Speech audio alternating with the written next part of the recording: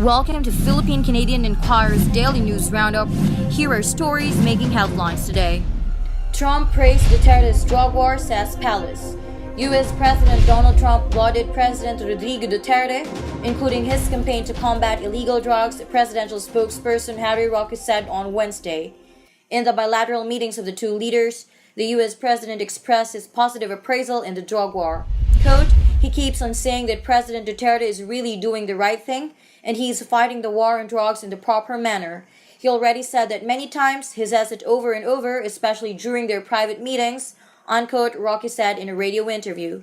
When asked about the stand of other world leaders in Duterte's drug war, Roque said the biggest support is coming from President Trump. ASEAN signs Migrant Rights Agreement. Leaders of Southeast Asian nations have signed an agreement on Tuesday that would protect and promote the rights of migrant workers.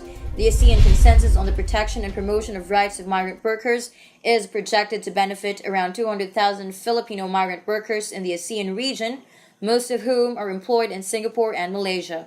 The ASEAN Consensus allows laborers to join trade unions and associations, provides visitation rights by family members, and prohibits employers from confiscating their workers' passports and overcharging recruitment fees.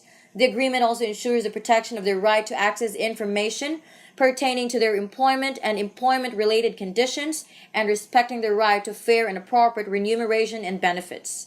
It also provides upholding fair treatment of migrant workers with respect to gender and nationality and protection against violence and sexual harassment in the workplace.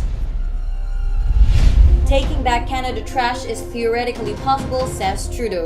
It is now theoretically possible for Canada to bring back the loads of trash that were shipped to Philippines in 2013, Canadian Prime Minister Justin Trudeau on Tuesday said in a press conference.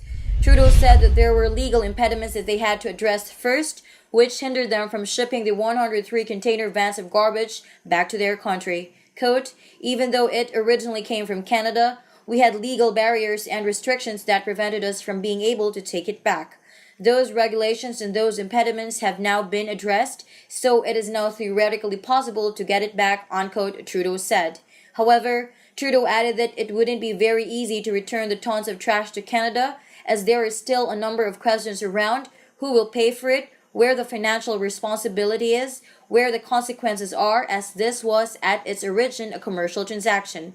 Trudeau stressed that the shipment of garbage to the ports of Manila is not by the Canadian government but by a private business.